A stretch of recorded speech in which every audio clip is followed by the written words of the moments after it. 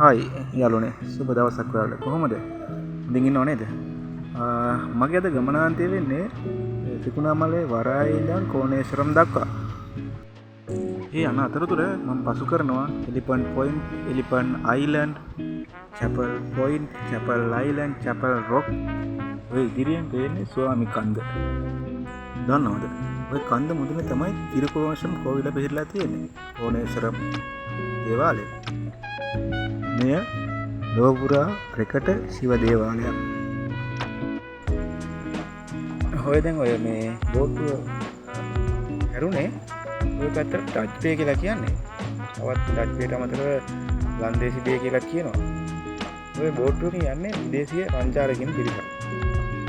ඒ කට්ටිය ගොඩක් කැමතියි ඔතන මේ කැපුම් ස්ථානට යන්න. ඒ කට්ටිය බෝට්ටුවෙන් එයාලා ළඟටම ගිහිල්ලා බලන්න ගොඩක් ප්‍රවණතාවයක් තියෙනවා. ඒත් එක මේ කන්දට තව නමක් කියනවා ස්වාමි රොක් එක කියලා කියනවා ලවර් ලිප්ස් කියලා කියනවා. ඒත් එක්කම කැපුමට කියනවා විශේෂ නමක්. ගන්න කට්ටිය කමෙන්ට් කරන්න බලන්න. මම කලිනුත් ඔයගේ නම දාලා තියෙනවා. ගන්න කට්ටිය කමෙන්ට් කරන්න. ඒත් එක්කම එතන ඔය ස්වාමි රොක් එක නැත්නම් ලවර් ලිප්ස් එක මුහුදු මට්ටමේ ඉඳන් අඩි 100ක් 120ක් පමණ උසයි. ඒකට ඔකේ පර්වතයේ ගැඹුර තියෙනවා මුහුදේ ගැඹුර තියෙනවා මීටර් 30ක් 35ක් විතර වගේ.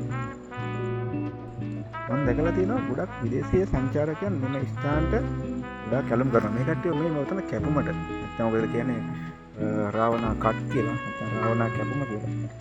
එතෙන් යන්න ගොඩක් ආසයි. මම දැකලා තියෙනවා මෙයාලා මෙතන ගොඩක් බෝට්ටු මේ අස්සටම ලං කරනවා. රාවණා රජුගේ අම්මා හින්දු භක්තිකයෙක් දැඩිව ඇලුම් කරලා තියෙනවා මේ ස්ථානයේ ලිංග වන්දනාවට.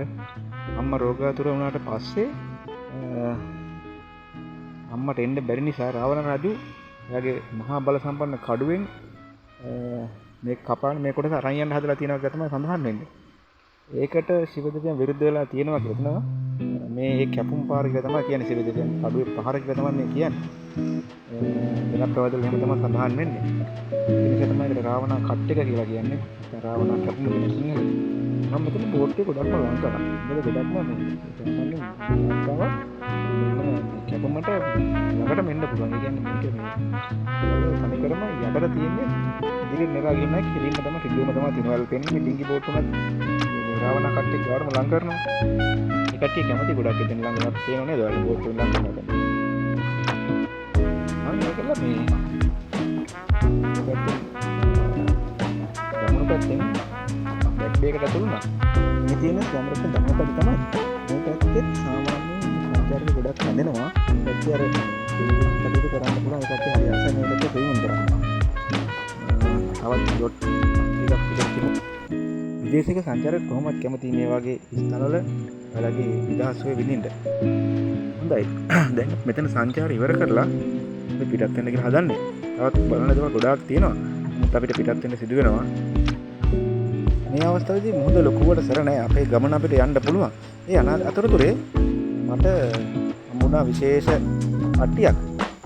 මම ගමන ඉවරලා යනකොට තමයි මේ කට්ටිය හම්බුනේ. බලන්න පොඩ්ඩක් කවුද කියලා අඳුරනවද කියලා. කොහොමත් මේ කට්ටිය මේ බෝට් වල සද්ද වලට ළඟටම එනවා. මම පොඩ්ඩක් බෝට් මේ හරිය නතර කරලා පොඩ්ඩක් වීඩියෝ ගත්තා.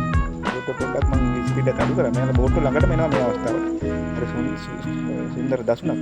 මම මට මේක හිතුනේ මම ගමනාන්තය ඉවරලා ආපහු එනකොට.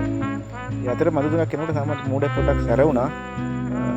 ඒ සැර වුණ අවස්ථාවේ තමයි මම ඇතුළට ගිහිල්ලා ඇතුළෙන් දැන් තමයි ඊට පස්සේ වීඩියෝ ගත්තේ. එළියෙන් දැන් වීඩියෝ කරන්න බැරි තත්ත්වයක් උදා වුණා. ඒකල කොහමද අපි හවස ත්‍රිකුණාමලයේ වරායට එනකොට පොඩ්ඩක් හවස් වුණා. මේ අවස්ථාව වෙන විට ඉරත් ත්‍රිකුණාමල වරායෙන් හැංගෙන්න ලම් වෙලා තිබුණේ. බලන්නකෝ ඒකෙත් ලස්සන. හොඳයි. එහෙනම් අදට මම නවතිනවා.